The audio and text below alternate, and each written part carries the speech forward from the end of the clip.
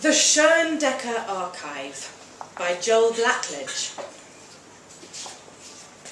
Passing under the red brick arches of Tidemarsh University, it is impossible to ignore the famous architecture that styles its buildings to resemble the subjects studied within the respective departments.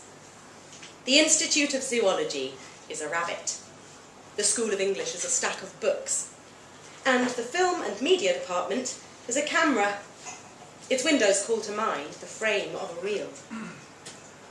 The fresher's eye eagerly devours every edge and corner of the place.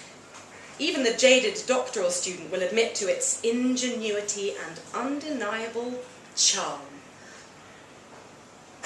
Amidst this ostentatious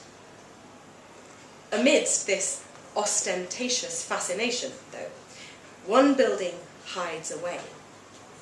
Taking the path that follows the western wall of the Sports Sciences Department, controversially a shuttlecock, the visitor will easily pass by the Schoendecker Archive without paying it any notice at all.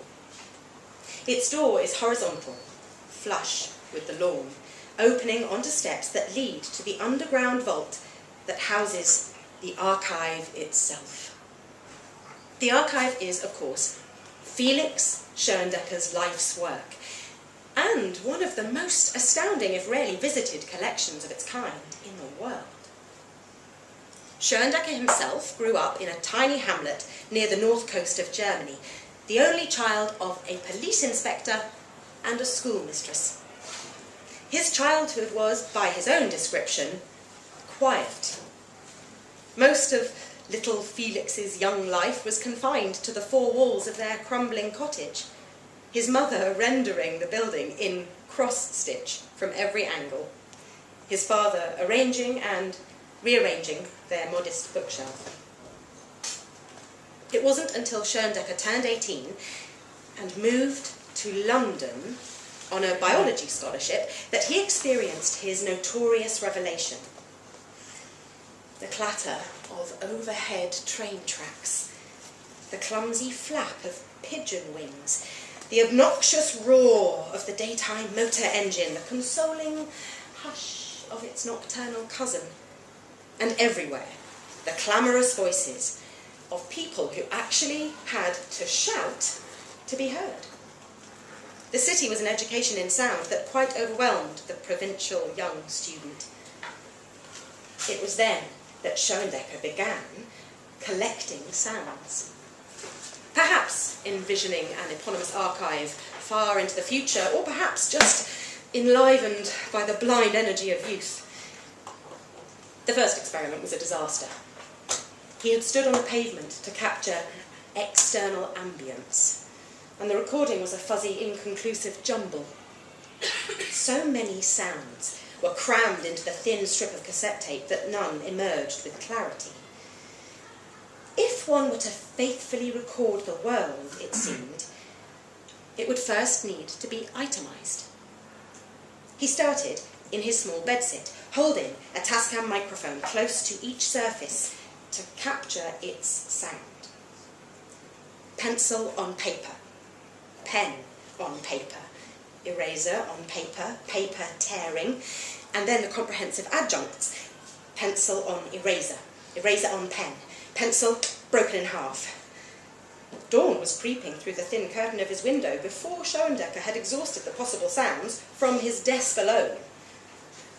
Compelled by a new vocation that he neither understood nor particularly enjoyed, Schoendecker would race home from his lectures to take up the Tascam once more, recording the vigilant flick of the light switch, the creak of a tired floorboard, the stubborn shuffle of Hessian on iron.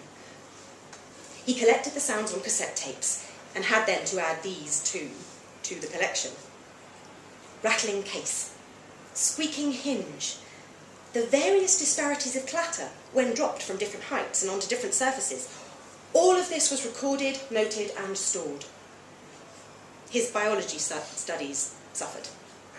Deadlines passed by him as he pursued his obsession.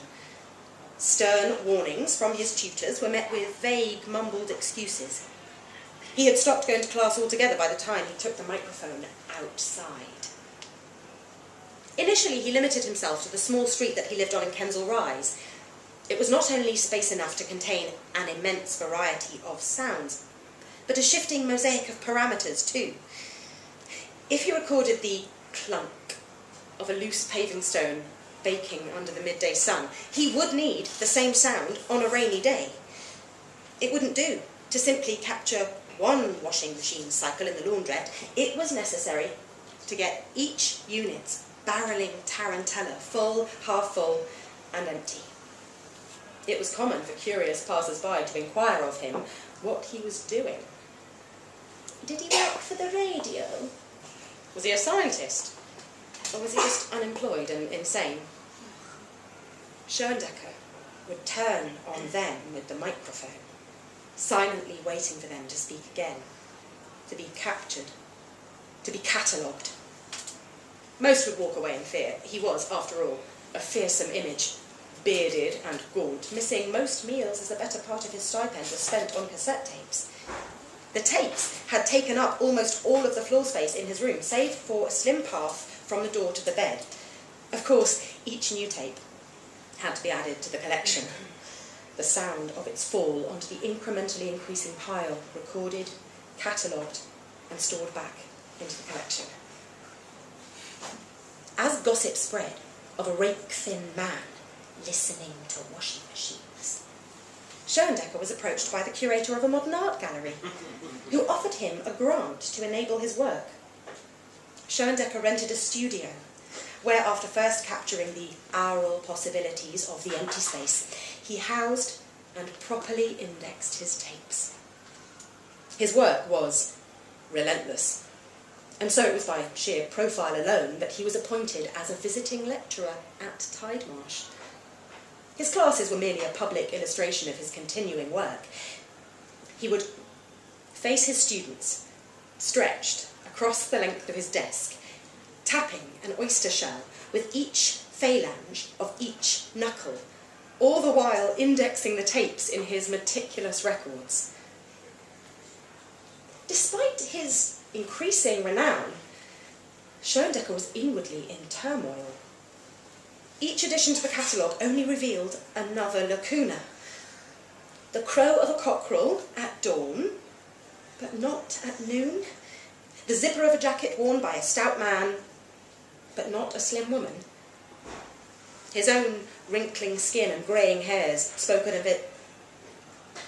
His own wrinkling skin and greying hairs spoke of an eventual deadline, and more importantly, of the entropy and decay that afflicts all objects in space. Their undocumented changes in pitch and timbre pecked away at his mind, day and night.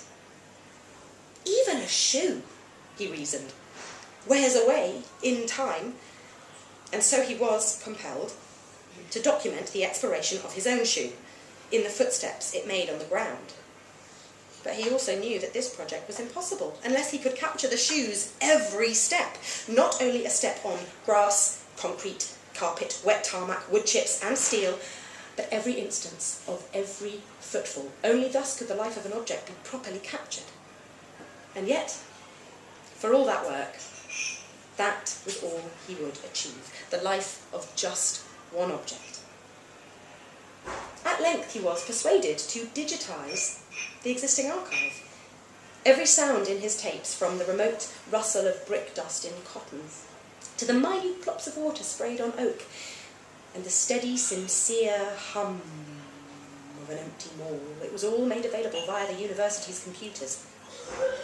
Though the technicians insisted that the transfer machines made no sound, Schoendecker recorded the transfer process of every single tape in order to put those sounds into the archive as well.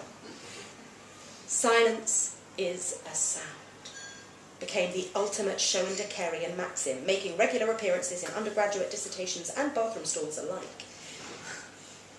When he was swept into the higher offices of academia, Schoendecker's keynote speech was a rambling, though by all accounts rousing piece that spoke of an entire city created in sound. Imagine, he said to the packed theatre, every metropolitan sound extracted as individual, described, audited, catalogued, and made ready for inspection. Ambience. In this cacophony that we call urban life is nothing but noise. What if we could break down the entire chaotic sum and reassemble it piece by piece?